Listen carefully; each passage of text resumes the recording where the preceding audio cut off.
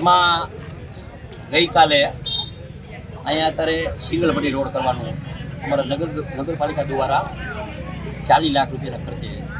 જે રોડ કામ ચાલુ કર્યું. એટલે સોસાયટીવાળાને સોશિયલ મીડિયા દ્વારા મેં કાલ રાતે જોયું કે સોસાયટીવાળાની માંગણી એવી છે કે હવે અહીંયા રહેણાંક બહુ થઈ ગયું છે,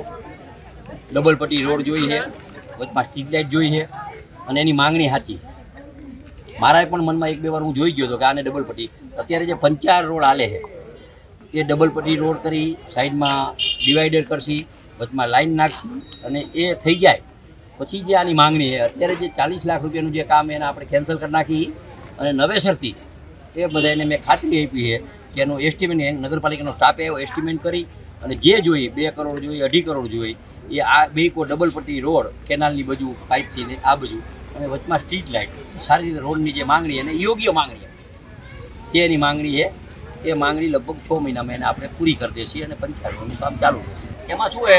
લોકોનો એવો આક્ષેપ હતો કે મને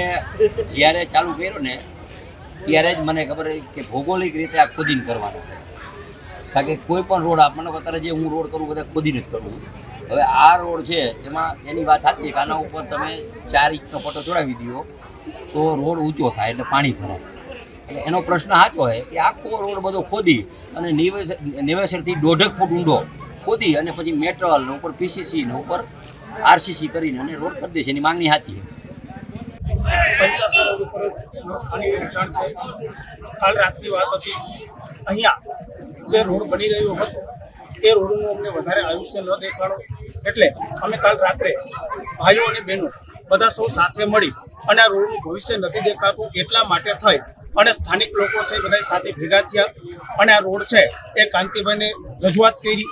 કાંતિભાઈ અમૃતિયા ધારાસભ્ય અત્યારે હાલમાં આ સ્થાન ઉપર જ હતા, એને પણ અમે રજૂઆત કરી અને અમારી જે રજૂઆત થઈ એ કાંતિભાઈએ બહુ ખૂબ સરસ રીતે સાંભળી અને એનો નિકાલ પણ અત્યારે કર્યો છે. હાલ તબક્કે જે રોડ બની રહ્યો છે એ રોડ છે અત્યારે અટકાવવામાં આવ્યું છે અને હવે પછી જે આ રોડ છે એની જે પ્રમાણે સ્થાનિક લોકોની જે માંગ છે એ પ્રમાણે એ રોડ છે સ્થાનિક પ્રમાણેની માંગ પ્રમાણે હવે રોડ બનાવવામાં આવશે. આવું અત્યારે ધારાસભ્ય શ્રી કાંતિભાઈ અમૃતે અમને એવો વાયદો કર્યો છે અને આગળ જતા 6 મહિનાની અંદર આ રોડ છે એના નવા બજેટની અંદર શરૂઆત કરવામાં આવશે.